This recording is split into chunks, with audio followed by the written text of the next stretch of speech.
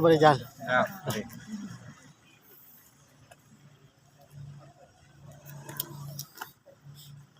nói rong bà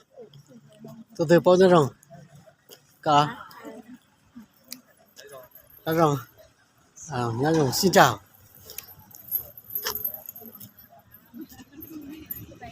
สวัสดีnói rong xin chào có xà môn không đây ภาษาอะไรก็ได้อันนี้ได้4ภาษาเลย หลายภาษาสวัสดี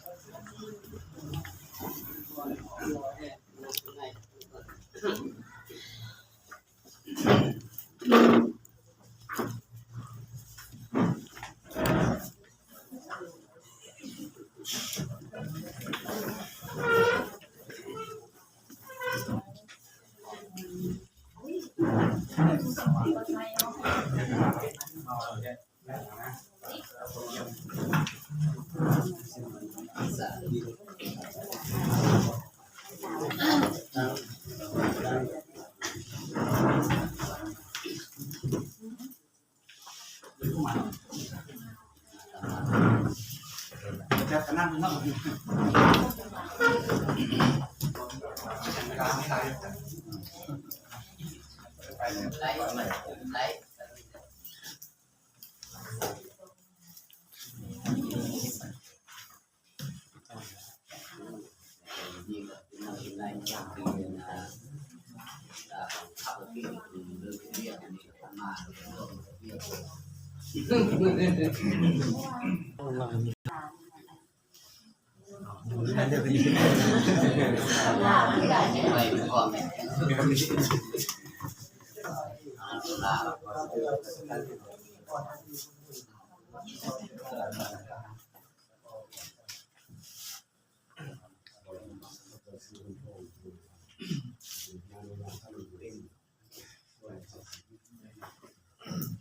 เจ้า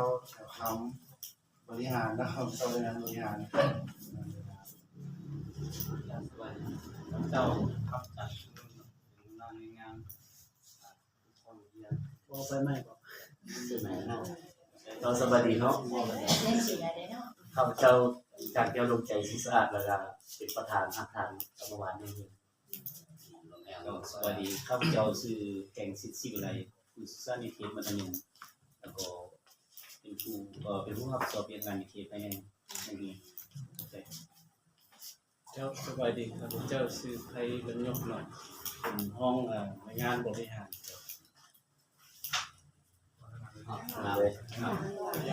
ครับสบายดีครับเจ้าซื้อเซนอนุวงศ์สอบงานการต้นเป็นห้องมีงานคุ้มครองเจ้าซื้อหัวสะพานสุนทรเป็นในทางสายสวัสดีเจ้าชื่อสนิทของสามีศักดิ์สิทธิ์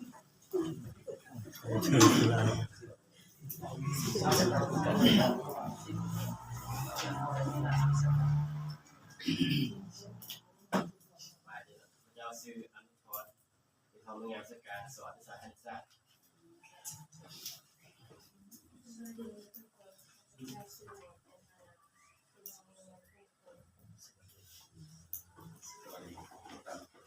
เจ้าชื่อเพียรชื่อใส่ห้องงาน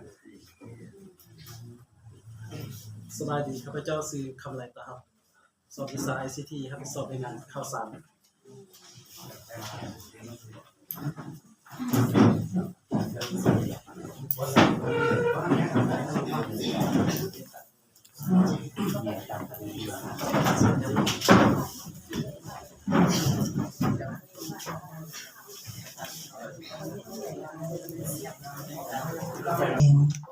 ข้าพเจ้า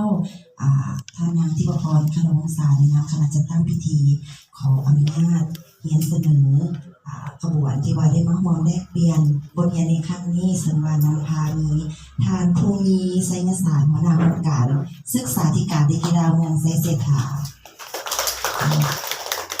ทางพรประเสริฐเศรษฐาธิราชผู้อำนวยการโรงเรียนม.2 เจ้าภาพลาวเวียดนามทางไทยแก้วดารวงศ์ประธานสมาคมพ่อแม่ผู้ปกครองโรงเรียนม.2 เจ้าภาพลาวเวียดนาม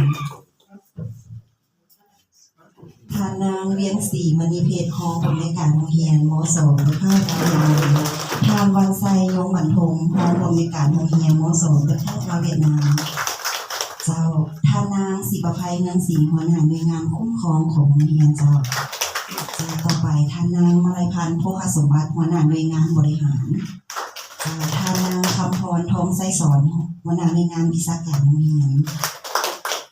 ทานนางคำลากันทวงศ์ห้องหัวหน้าหน่วยงาน ICT ประจำโรงเรียนม.2 ภาคระเบียบมา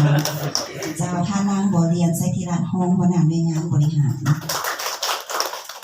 ทานพงสวรรค์คำมุตีห้องหัวหน้าหน่วยงานวิชาการทานคงวิไลทองหัวหน้าจุงานการเงินทานสมสนิทแก้วมณีหัวหน้าจุงานเคลื่อนไหวนอกและสู่เราขอข้าพเจ้าเองลืมเจ้าทานนางบัวจันทร์กองลีสาเนาะห้องจุงานห้องการเจ้าสุดท้ายทานเมื่อวาน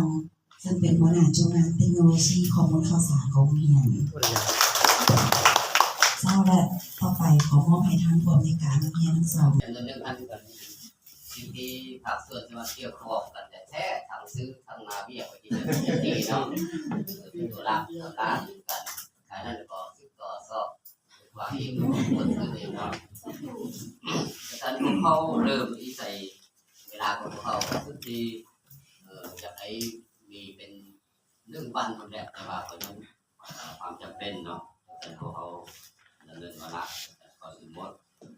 ก็เรียนทานมีอาจารย์หน้าของการศึกษาสการและกีฬาเมืองเจราที่นับถือเรียนทานพรประเสริฐ